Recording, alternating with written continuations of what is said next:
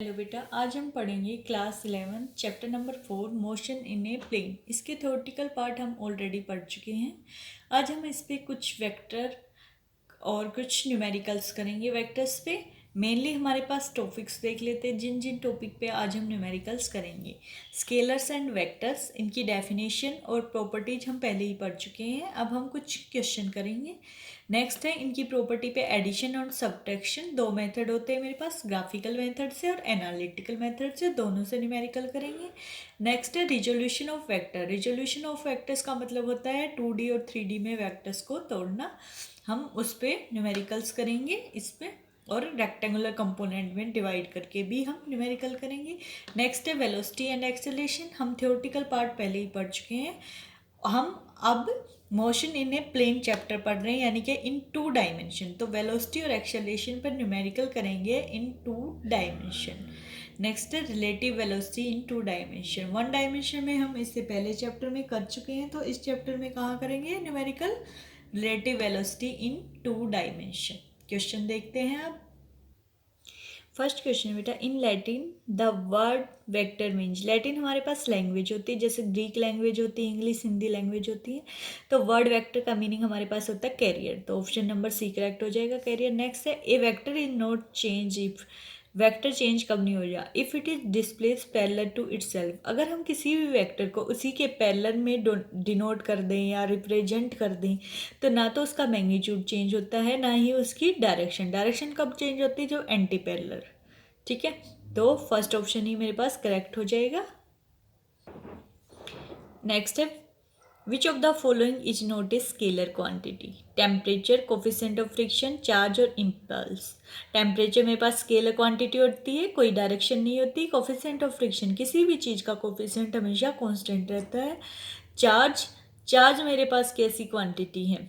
Charge भी मेरे पास scalar quantity है, कोई डायरेक्शन। अब आपको याद रखना है, चार्ज जो होता है उसकी डायरेक्शन होती है। हम बोलते नहीं पॉजिटिव से नेगेटिव की तरफ जा रहा है, या फिर नेगेटिव से पॉजिटिव, या फिर हम ये बोलते हैं कि मेरे पास पॉजिटिव चार्ज है या नेगेटिव चार्ज है। लेकिन फिर भी चार्ज मेरे पास कैसी क्वांटिटी होती है? चार्ज स्केलर क्वांटिटी होती है। तो आप गलती यही करते हो, सोचते हो कि चार्ज का तो सिंबल होता है या फिर इसकी डायरेक्शन होती है, तो आप इसको वेक्टर लगा देते हो। लेकिन चार्ज मेरे पास कैसी है? स्केलर क्वांटिटी है।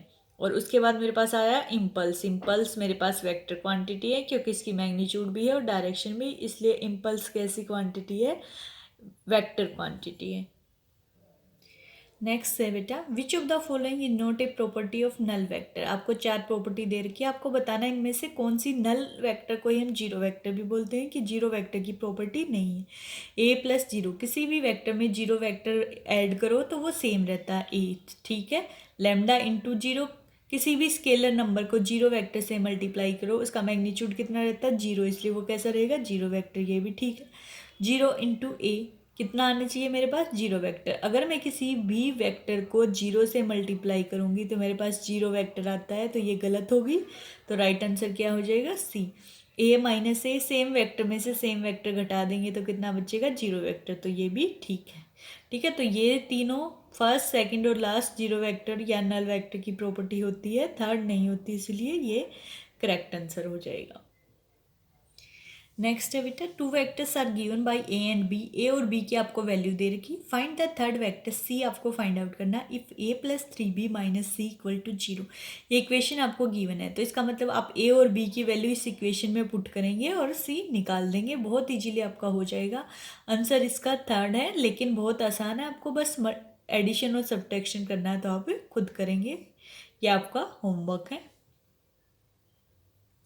नेक्स्ट क्वेश्चन है बेटा, आपसे पूछा गया है इन द गिवन फिगर। ये आपको फिगर दे रखी पी क्यू आर एस। तो पी क्यू की वैल्यू कितनी है? ए वेक्टर है, क्यू आर की बी वेक्टर है, और आर एस की सी है, और आपको वैल्यू निकालनी है पी एस की। ये आपको एक पैरेललोग्राम दिखाई दे रही है। ठीक है, अगर मैं इसको ऐसे मिला दूँ तो ये 2 ट्रायंगल में डिवाइड होंगे। अब देखो, ट्रायंगल ला से आप कैसे निकाल सकते हो? 2 वेक्टर सेम डायरेक्शन में है, तो इनकी उल्टी डायरेक्शन में जो आ जाएगा, ये क्या हो जाएगा? रिजल्टेंट हो जाएगा मेरा आर। तो पहले मैं पी क्यू आर से पी आर की वैल्यू निकाल दूंगी। ये ए है, ये बी है, तो ये रिजल्टेंट क्या हो जाएगा? ए प्लस बी। यानी पी आर की वैल्यू आपके पास क्या आ गई? ए प्लस बी। अब आपके पास फिर से देखो, ये ऐसे ट्रायंगल है PRS, देखो ये दोनों सेम डायरेक्शन में, यानी कि इसकी साइड्स हैं, और PR हेड से हेड और टेल से टेल मैच कर रही है, ये रिजल्टेंट हो जाएगा। आपको बताया था रिजल्टेंट कौन सा होता है, जो या तो अपोजिट ऑर्डर, देख लो ये ऐसे चल रहा था तो ये ऐसे जाना चाहिए था वेक्टर, तो ये अपोजिट वेक्टर आ गया, या फिर मैं बोलूँ हेड से हेड और टेल से टेल जिसकी मैच करती है वो रिजल्टेंट होता है। तो ये आपने PR निकाल लिया, A+B, RS आपको गिवन था C, तो PS क्या हो जाएगा, ये प्लस ये A+B+C, तो राइट आंसर क्या हो जाएगा A+B+C, C हमारा राइट आंसर हो जाएगा। आप इजीली कर सकते हैं। नेक्स्ट क्वेश्चन है आपके पास, ये 2 मार्क्स का क्वेश्चन है बेटा। How can a vector be subtracted from another vector, एक वेक्टर में से हम दूसरा वेक्टर कैसे घटा सकते हैं। अब तक आपने पढ़ा था एडिशन ऑफ वेक्टर, अब सब्ट्रैक्शन ऑफ वेक्टर कैसे पढ़ते हैं। सब्ट्रैक्शन ऑफ वेक्टर के लिए अलग रूल नहीं है, एडिशन मेथड से ही हम सब्ट्रैक्शन करते हैं। कैसे, मान लिया आपके पास A+B है, अब निकाल सकते हैं। अब आपको निकालना A-B, तो A-B को मैं क्या नहीं लिख सकती, A+ और ब्रैकेट में लिख दूँ -B, और -B क्या है, जो वेक्टर B का मैग्नीट्यूड है, मैग्नीट्यूड तो सेम है, सिर्फ डायरेक्शन का डिफरेंस है। तो हम क्या करेंगे, उसी का वेक्टर को क्या करेंगे, अपोजिट डायरेक्शन में ले लेंगे, और फिर हम या तो ट्रायंगल लॉ से या फिर पैरेललोग्राम से इजीली वेक्टर को सब्ट्रैक्ट कर सकते हैं। तो आपको यही चीज़ एक्सप्लेन करनी है, ट्रायंगल या पैरेललोग्राम लॉ का फिगर बना के बी को अपोजिट डायरेक्शन में दिखा के आप इजीली कर सकते हैं। ठीक है, नेक्स्ट इंपॉर्टेंट क्वेश्चन है बेटा आपके पास। A boatman can row with a speed for 10 km/h in still water if the river flows steadily at 5 km/h। River की स्पीड 5 किलोमीटर है और बोट की स्पीड कितनी है, 10 km/h। In which direction should the boatman row in order to reach a point on the other bank directly opposite to the point from where he started. उसे किस direction में अपनी boat लेके जानी चाहिए अपोजिट बैंक पे पहुंचने के लिए। The width of the river is 2 kilometre. हम फिगर बनाएंगे और देखते हैं कि हमारा थीटा किस डायरेक्शन पे आता है। बहुत ही आसान सा क्वेश्चन है, स्टेटमेंट बड़ी लग रही है और इम्पोर्टेंट क्वेश्चन है, ये दोनों ही इम्पोर्टेंट क्वेश्चन है। देखते हैं कितना आता है। जो जो गिवन था बेटा वो हमने सबसे पहले लिख लिया। VB velocity of boatman, VR velocity of river given थी, km/h यूनिट है। अगर हमें वेलोसिटी निकालनी होती और अगर इन दोनों की यूनिट डिफरेंट होती तो हम क्या करते हैं, सेम करते, मीटर में कन्वर्ट करते SI में। अब दोनों की सेम है तो कोई ज़रूरत नहीं कन्वर्ट करने की, हम डायग्राम बनाएंगे जो भी इंफॉर्मेशन मेरे पास गिवन थी। मुझे बता रखा था बेटा कि मेरे पास एक रिवर है, रिवर में वाटर फ्लो कर रहा है, ठीक है, आगे की तरफ जाता है पानी हमेशा। VR की वैल्यू गिवन है, कितनी है, 5 km/h की स्पीड से। और बोटमैन देखो ये मेरे पास गिवन था कि उसे कहाँ से कहाँ पहुँचना है, वो नदी के एक बैंक पे खड़ा है और उसे नदी के दूसरे बैंक यानी कि एक किनारे से दूसरे किनारे पे जस्ट अपोजिट एंगल पे पहुँचना है। ठीक है बेटा, तो यहाँ पे जो ये डिस्टेंस है ये भी बता रखी है आपको, एक नदी के दूसरे किनारे की डिस्टेंस कितनी है, 2 किलोमीटर। वैसे इसका कोई यूज न्यूमेरिकल में नहीं है।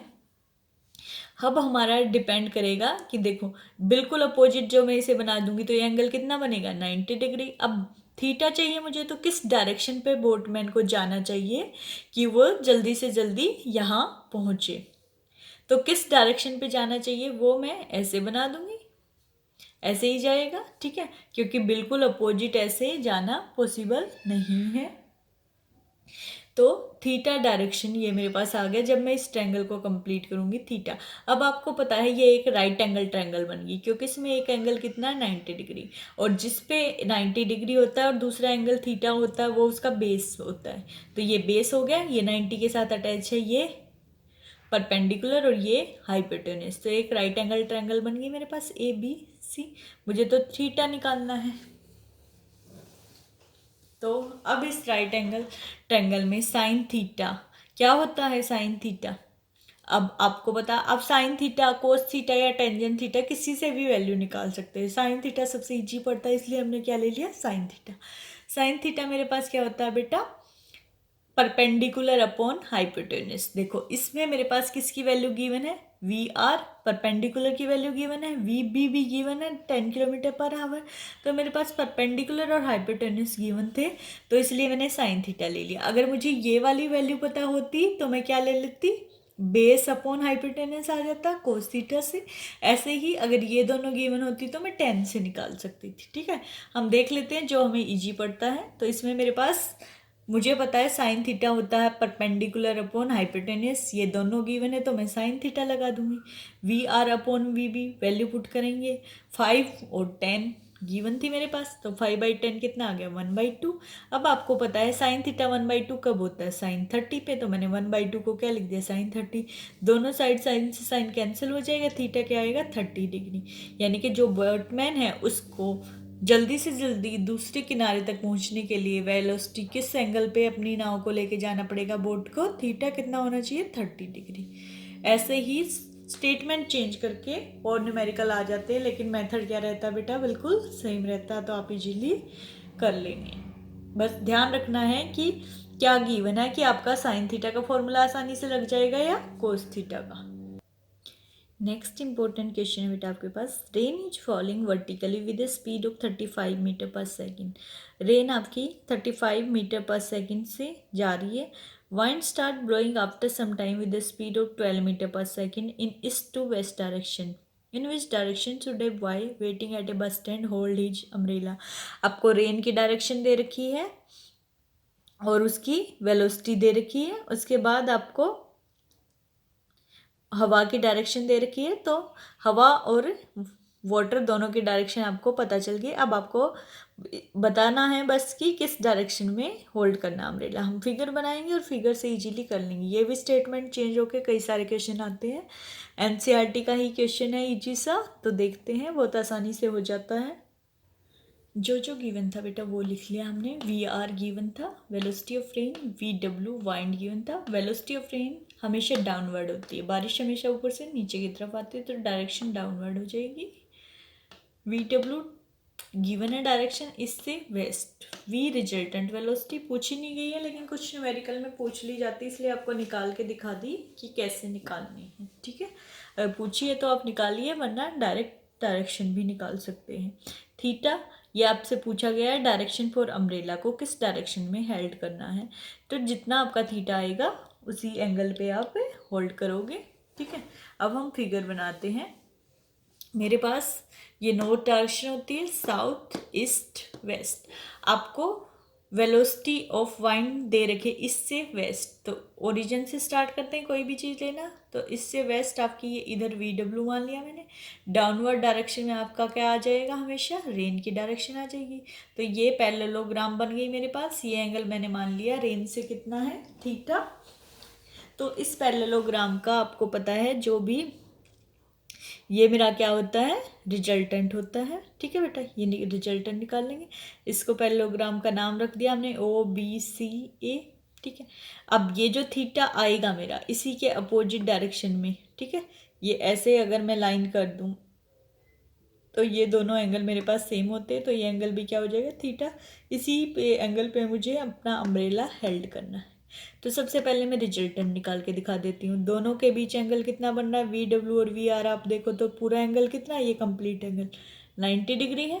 ठीक है, अब 90 डिग्री है तो हम देखेंगे कि रिजल्टेंट कैसे निकालते हैं। फॉर्मूला होता है मेरे पास V equal to V square R plus V W square plus 2VR V W cos 90 degree. ठीक है, कोस 90 आपके पास कितना होता है 0, तो ये पूरा का पूरा फैक्टर कितना बन गया 0। वैल्यू पुट करेंगे तो ये आ गई।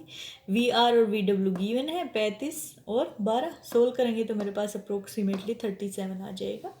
ठीक है, अब हमें मेन तो क्या निकालना था, एंगल। तो डायग्राम से देखते हैं एंगल कैसे निकलेगा। टेंजेंट थीटा से जब भी आपसे डायरेक्शन पूछी जाए आप क्या निकालते हैं, टेंजेंट थीटा। टेंजेंट थीटा क्या होता है मेरे पास, जिसके साथ आप ऐसे याद रख सकते हैं, जिसके साथ थीटा अटैच होता है ना बेटा, वो वाली साइड क्या आती है, नीचे आती है। ठीक है, वैसे तो आप हॉरिजॉन्टल अपॉन वर्टिकल करके भी याद रख सकते हैं, लेकिन वो सभी पे सही नहीं रहता। तो आपको याद रखना है कि जिसके साथ आपका थीटा अटैच होता है वो वाला पार्ट क्या आता है, नीचे आता है। तो वी डब्ल्यू था, वी डब्ल्यू आपने एज इट इज लिख लिया, और वी आर इसके साथ थीटा अटैच था, तो अपॉन क्या लिखेंगे, वी आर। वैल्यू पुट करी हमने 12 और 35, सोल्व होके आ गया 0.343। आप इतना भी छोड़ सकते हैं, क्या करोगे, theta equal to tangent inverse 0.4343, अगर आपको नहीं पता। ठीक है, वैसे जनरली ये सोल्व होके ऐसे बनाता है कि √3 आ जाता, या 1/√3 की साइन, या टेंजेंट 30, 60, 45 1 आता, तो क्या होता है, टेंजेंट 45 का एंगल बनता है। और या फिर आपकी न्यूमेरिकल के स्टेटमेंट में ही गिवन होगा कि टेंजेंट इनवर्स 0.343, या 0.343 की टेंजेंट पे वैल्यू कितनी होती है। अगर नहीं गिवन तो आप theta equal to tangent inverse इतना ही लिख के छोड़ सकते हैं। ठीक है, और वैसे आपको लॉग टेबल से देखना भी सीख सकते हैं। अब आपका टेंजेंट थीटा क्या हो गया, 90 डिग्री, यानी कि 19 डिग्री की वैल्यू होती है टेंजेंट में। दोनों से टेंजेंट कट जाएगा तो थीटा आ जाएगा 19 डिग्री। ठीक है, अगर नहीं आता आपको ये पार्ट करना तो आप इतना ही छोड़ दें, थीटा इक्वल टू इधर ले जाएं टेंजेंट इनवर्स, और ये पार्ट ब्रैकेट में। तो अब 19 मुझे पता चल गया, तो हम आंसर कैसे लिखेंगे, towards east making an angle 19 degree with the vertical. कैसे पता चला हमें, हम फिगर से देख सकते हैं कि थीटा 90 डिग्री है, तो 19 डिग्री किधर है, ये ईस्ट की डायरेक्शन में जा रहा है, और कहाँ से, वर्टिकल से, यानी कि वर्टिकल में ईस्ट की तरफ 19 डिग्री का एंगल होना चाहिए। ये बहुत ही आसान न्यूमेरिकल है, बस इसमें स्टेटमेंट चेंज होकर आती है, तो आप कर लेना। वेलोसिटी और रेन पे एक क्वेश्चन तो 100% आपका बनता ही है। तो ये 19 और 20 दोनों आपके मोस्ट इम्पोर्टेंट क्वेश्चन हो गए बेटा। नेक्स्ट न्यूमेरिकल देखते बेटा, रिजोल्यूशन ऑफ वेक्टर पे। If N cap is a unit vector in the direction of vector A cap की डायरेक्शन में यूनिट वेक्टर है, तो इसका मैग्नीट्यूड कितना, यूनिट वेक्टर कितना हो जाएगा। वेक्टर ए गिवन है, यूनिट वेक्टर निकालने के लिए आप सबको पता है हम क्या करते हैं, वेक्टर लिख के उसी के मैग्नीट्यूड से डिवाइड कर देते हैं। और ये मेरे पास देखो फर्स्ट ऑप्शन ही क्या हो जाएगा, करेक्ट हो जाएगा। ए वेक्टर लिखा और उसको मोड के अंदर डाला तो मैग्नीट्यूड, यानी कि vector divided by its magnitude. Next है मेरे पास बेटा, the component of a vector along x axis will have maximum value if. Component of a along x axis क्या हो जाएगा, मान लिया थीटा एंगल बना रहा है, तो क्या आया मेरे पास, A cos theta. Cos theta maximum कब होता है, कोस 0 पे 1 होता है। ठीक है, तो यानी कि एक्स एक्सिस के साथ 0 डिग्री एंगल बना रहा हूँ, तो मेरा एक्स एक्सिस के साथ कौन से इमेज है, A is along positive X axis. ठीक है, निकाल के भी दिखा देते हैं, आसान आसान से क्वेश्चन है। नेक्स्ट देखते हैं, if vector A is a vector of magnitude 5 unit due to east, दे रखा है 5, what is magnitude and direction of a vector -5a। सबसे पहले तो देखा आगे माइनस सिंबल आ गया और गिवन क्या था, ईस्ट, तो डायरेक्शन तो क्या होगी मेरे पास, वेस्ट होगी। ठीक है, अब मैग्नीट्यूड कितना आएगा 5, आप फट से क्या लिख देते हो, यहाँ 5 देखा आपने, 5 देखा, आप ध्यान ही नहीं देखे ईस्ट है, अब 5 ड्यू टू वेस्ट लिख देते हैं आंसर।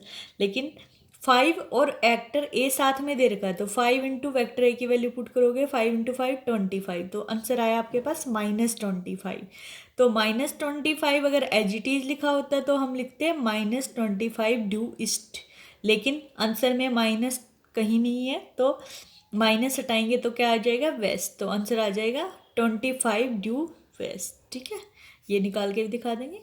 नेक्स्ट है the magnitude of the vector, vector R आपको गिवन है, इसका मैग्नीट्यूड निकालने के लिए आप क्या करते हो, इसके कंपोनेंट का स्क्वायर और उसका अंडर द रूट, देखेंगे कितना आएगा। ठीक है, ये 8.6 मीटर के आसपास आ जाएगा। नेक्स्ट देखते हैं, ये देखो फर्स्ट वेक्टर में वेक्टर अपॉन मैग्नीट्यूड क्या, ए अपॉन ए कैप, या तो ऐसे लिखो या फिर वेक्टर का सिंबल हटा के भी लिखेंगे तो ये भी ठीक। सेकंड में क्या था, थीटा एक्सिस बना रहा था, कोस थीटा 1 कब होता है, कोस 0 पे, कोस 0 हमने वैल्यू पुट करी, कितना है 1। ए वेक्टर कहाँ हो जाएगा, अलोंग पॉजिटिव एक्स एक्सिस। ठीक है, नेक्स्ट में देखो 5 ड्यू टू ईस्ट था, निकाला तो 525 वेस्ट आ जाएगा। अब मैग्नीट्यूड कैसे आया था, आर गिवन था, कंपोनेंट का स्क्वायर करेंगे बेटा, 3 का स्क्वायर प्लस 4 का स्क्वायर प्लस 7 का स्क्वायर। इसमें अगर आपके माइनस कोई सिंबल होता तो वो माइनस आ जाता, लेकिन माइनस का स्क्वायर भी कितना होता है, प्लस, तो उससे कोई फर्क नहीं पड़ता। सभी कंपोनेंट को आई जे के यानी कि एक्स वाई जेड एक्सिस को हमने क्या करना है, कंपोनेंट का स्क्वायर और उसका under the root.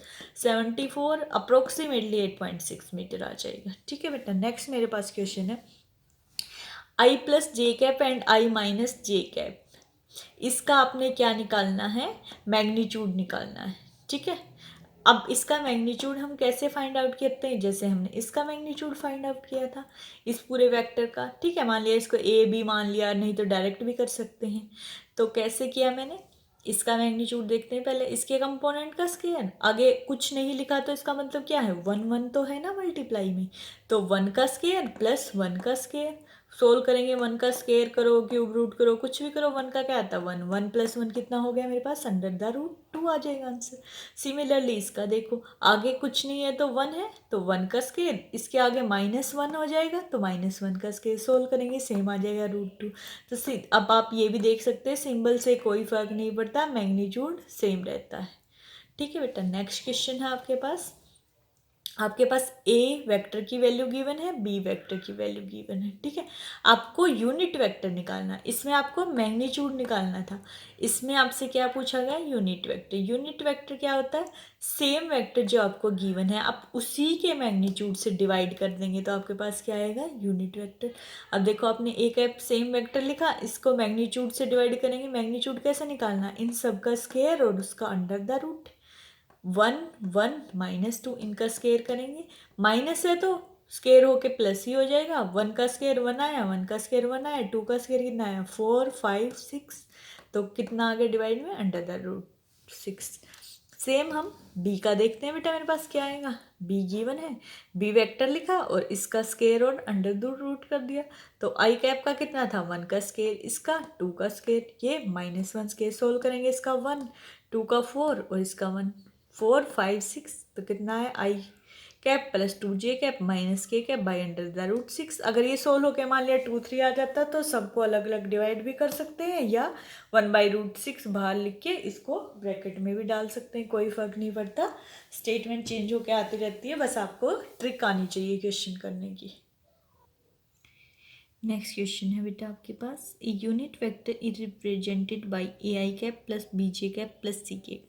Unit vector यानी कि मैग्नीट्यूड कितना हो गया, वन। आपको ए और बी की वैल्यू गिवन है और सी की वैल्यू फाइंड आउट करनी है, तो आप मैग्नीट्यूड कैसे निकालेंगे, A square plus B square plus C square का under the root equal to क्या पुट करोगे, वन। ए और बी की वैल्यू पुट कर देना, दोनों साइड स्केयरिंग बोथ साइड करके आपके पास क्या आ जाएगी, सी की वैल्यू। ये आपको खुद करना है, आपका होमवर्क है। Next, a force of 20 Newton is inclined to x-axis at an angle of 60 degree. Calculate x and y component. आपके पास फोर्स F गिवन है और एंगल बता रखा है कि x एक्सिस के कितना बना रहा है, 60 डिग्री, कंपोनेंट x और y निकालना है। तो x एक्सिस से एंगल बना रहा है ना 60 डिग्री, तो x एक्सिस के साथ एफ एक्स आ जाएगा, एफ कोस थीटा, यानी कि थीटा कितना है 60 डिग्री, और y के साथ दूसरा क्या चला जाएगा, एफ साइन थीटा, साइन को पुट करोगे 60 और f की वैल्यू पुट करोगे 20, आपको साइन 60 और कोस 60 दोनों की वैल्यू पता है, ठीक है। एक की 1/2 होती है, एक की 1/√2 होती है, आप वैल्यू पुट करेंगे और निकाल देंगे एक्स वाई कंपोनेंट में, ठीक है। आसानी से आपके दोनों क्वेश्चन हो जाएंगे। नेक्स्ट करते हैं, आपके पास क्वेश्चन है बेटा, if vector P Q and R have magnitude 5 12 and 13, P Q R तीन वेक्टर है, उनका मैग्नीट्यूड दे रखा है, P plus Q equal to R दे रखा, find the angle between the Q and P. आपको इन दोनों के बीच में क्या निकालना है, पी और क्यू के बीच में एंगल निकालना। आपको पता है P plus Q equal to R, आप इस पे पैरेललोग्राम या ट्रायंगल लगा सकते हैं, ठीक है। और कोस थीटा की वैल्यू से आप क्या निकाल सकते हैं, थीटा आ जाएगा आपके पास, जितना भी एंगल होगा आपको पता है दो एंगल का सम तीसरे के इक्वल है, तो या तो ट्रायंगल लगा लो या पैरेललोग्राम लगा लो, करके बताते हैं कैसे होगा। नेक्स्ट क्वेश्चन भी देख लेते हैं एक बार साथ में। A river 800 metre wide flow at the rate of 5 kilometre per hour. River की स्पीड दे रखी है और रिवर की एक बैंक से दूसरे बैंक, एक किनारे से दूसरे किनारे के बीच की डिस्टेंस दे रखी है, यानी कि रिवर की ब्रेड कितनी है, विड्थ कितनी है 800 मीटर, किलोमीटर में कन्वर्ट करेंगे क्योंकि किलोमीटर में स्पीड दे रखी है, तो कितने आ जाएगी 800 बाई 1000 0.8 किलोमीटर, ठीक है। ए स्विमर वो can swim at 10 kilometre per hour, swimming speed कितनी है 10 kilometre per hour in still water. Wishes to cross the river straight, river क्रॉस करना चाहता है। Along what direction must he strike, जल्दी पहुंचने के लिए उसे कौन सी डायरेक्शन, यानी कि आपको थीटा निकालना है पहले वाले क्वेश्चन में जैसे कराया था डायग्राम बना के। What should be its resultant velocity, निकाल लेंगे हम पैरेललोग्राम बना के। How much time he would take, time कैसा आ जाएगा, डिस्टेंस आपको पता कितना है 0.8 किलोमीटर, इसको हम किलोमीटर में कन्वर्ट किया, वेलोसिटी जो रिजल्टेंट आ जाएगी। तो टाइम क्या होता है आपका, टाइम क्या होता है बेटा, distance upon velocity. Formula input करेंगे, निकाल देंगे। देखते हैं दोनों क्वेश्चन कितना आंसर आता है सोल्व होके। ये देखते हैं बेटा, पी क्यू आर तीनों गिवन थे, हमने लिख लिए। P plus Q equal to R given है। लेफ्ट राइट साइड चेंज करे कोई फर्क नहीं पड़ता। अब बोला था ट्रायंगल लाया पैरेललोग्राम लगाएंगे, दोनों का स्केयरिंग बोथ साइड करें और या फिर डायरेक्ट लॉ का यूज करें, तो आपके पास आर वेक्टर क्या हो जाता है, P square plus Q square plus 2 P Q cos theta. यहाँ से स्केयर हटाते हैं तो अंडर रूट आ जाता है, या फिर आप ऐसे कैसे सोल्व करें, वैल्यू पुट करी हमने 13, 5, 12, ठीक है। सोल्व होके 169, 25, 144 प्लस 120। जब हम सोल्व करेंगे तो इसको कोस थीटा निकालना, एक साइड ले जाएंगे। 169 माइनस 25 माइनस 144 कितना आ गया, 0 आ गया, क्योंकि इस दोनों का सम भी कितना है 169। अब 120 तो कांस्टेंट है, 0 के इक्वल हो नहीं सकता, इसका मतलब कोस थीटा 0 के इक्वल है। कोस थीटा 0 कब होता है, कोस 90 पे। कंपेयर करेंगे तो थीटा मेरा क्या आ गया 90 डिग्री। आसान सा न्यूमेरिकल है, थीटा आपका कितना है 90 डिग्री।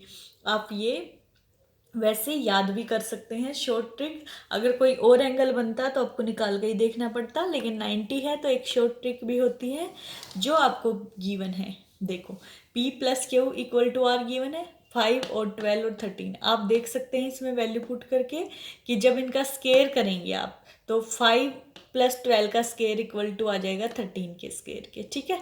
अगर ये स्केयर दोनों का इक्वल हो रहा है तो आप डायरेक्ट 90 डिग्री भी लिख सकते हैं, और नहीं तो और कोई 30 डिग्री, 40 डिग्री, 45, 67 कुछ भी डिग्री एंगल आ रहा है तो फिर आपको ऐसे फॉर्मूले से निकालना पड़ेगा, ठीक है। और वैसे वो शॉर्टकट है अगर 90 डिग्री आंसर है तो।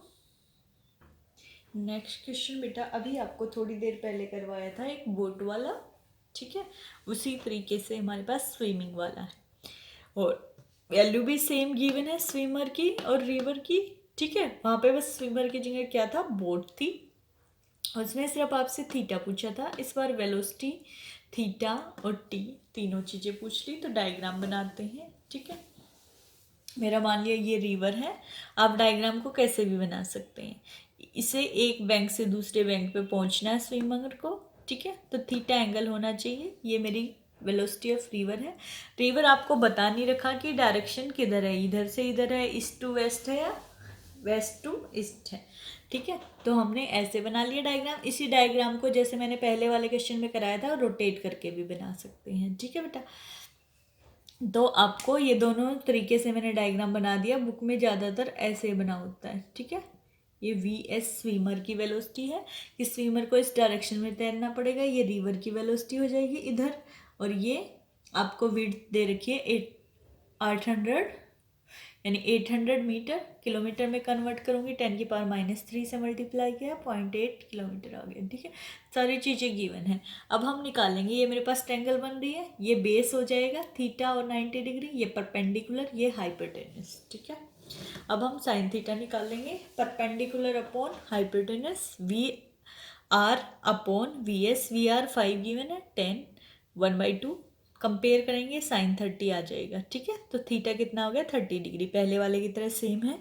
डायग्राम भी बिल्कुल सेम है, उसमें मैंने ऐसे डायग्राम बनाया था, इसमें ऐसे बना दिया, कोई फर्क नहीं पड़ता, दोनों तरीके से आपको समझा दिया है क्वेश्चन। नेक्स्ट है मैग्नीट्यूड निकालेंगे बेटा, v equal to V S plus V R, आपको पता है, ठीक है। इससे देखो ट्रायंगल ला देखो या पैरेललोग्राम देखो, ये दोनों आपको गिवन है, और ये आपको इसको अपने v वेलोसिटी मान लेना है, ठीक है, जो रिजल्टेंट आएगी, ठीक है। तो v क्या हो जाएगा, रिजल्टेंट वेलोसिटी दोनों का सम होता है, हमने लिख लिया v equal to V S plus V R. अब पैरेललोग्राम लगा दिया, क्या बन जाएगा, v इक्वल टू दोनों साइड स्केयर और उसका under the root V S square plus V R square plus 2vs cos phi. अब हम मेनली बस देखना है फाई कितना है, तो देखो फाई ये पूरा एंगल है बेटा मेरा, जिस डायरेक्शन में वो स्विमर जाएगा और नदी के डायरेक्शन में, ठीक है। अब फाई तो पूरा एंगल बनेगा ना वी एस और वी आर के बीच में। वी आर तो ये है, तो यानी कि वी आर तो मेरी ये वाली, तो कौन सी डायरेक्शन होगी, वी आर की डायरेक्शन होगी अगर मान लिया इधर जा रहा है। ठीक है, तो ये वी आर इधर हो गया मेरा, तो स्विमर उधर जा रहा था, तो ये पूरा फाई एंगल तो इन दोनों के बीच का लेंगे ना बेटा हम, स्विमर और देखो रिवर, रिवर की ये डायरेक्शन है ये वाली या ये वाली मान ले। ठीक है, तो ये फाई कितना है, ये तो आपको देखो सीधा सीधा दिख रहा है 90 डिग्री प्लस थीटा, तो 90 डिग्री प्लस थीटा हमने ऊपर वाले क्वेश्चन में निकाल लिया है। पहले पार्ट में कितना है 30 डिग्री, 90 प्लस 30 120। अब आपको पता होना चाहिए कोस 120 कितना होता है। कोस 120 आप निकाल सकते हैं, कितना बनेगा कोस 90 प्लस 30। ठीक है, ऐसे ही लिख दोगे तो आपका बन जाता है माइनस कोस 30 डिग्री। ठीक है, या आप कोस 180 माइनस 60 करके भी निकाल सकते हैं, कैसे भी सोल्व करें, या आप डायरेक्ट याद रखें कोस 120 की वैल्यू होती है -1/2। ठीक है, वो आपको आर्डेंट मेथड मैथ में जैसे पढ़ते हैं वैसे सोल्व कर सकते हैं कि कोस 180 माइनस 60 करोगे या फिर कोस 90 प्लस 30 करोगे, आपको कैसे सोल्व करना है। कोस 90 प्लस 30 करोगे तो चेंज होके आ जाएगा -sin30, क्या बनेगा -1/2। आप कैसे भी सोल्व कर सकते हैं।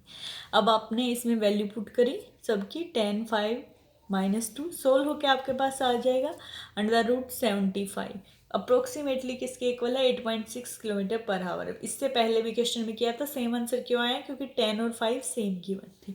अब हमने इसमें एक और चीज़ एक्स्ट्रा पूछ ली, टाइम कितना लगेगा। टाइम आपको बताया था टोटल डिस्टेंस अपॉन वेलोसिटी।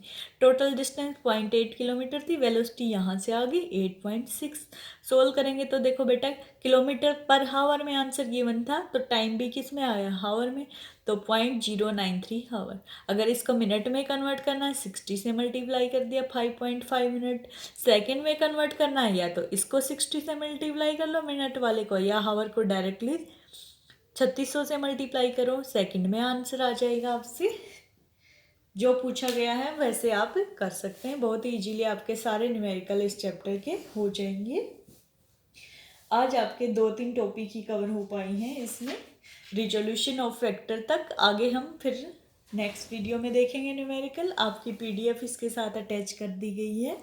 आप और ज़्यादा न्यूमेरिकल किसी भी बुक से या फिर एनसीईआरटी भी इनफ है, एनसीईआरटी से प्रैक्टिस कर सकते हैं। बेस्ट ऑफ लक बेटा, बी केयरफुल।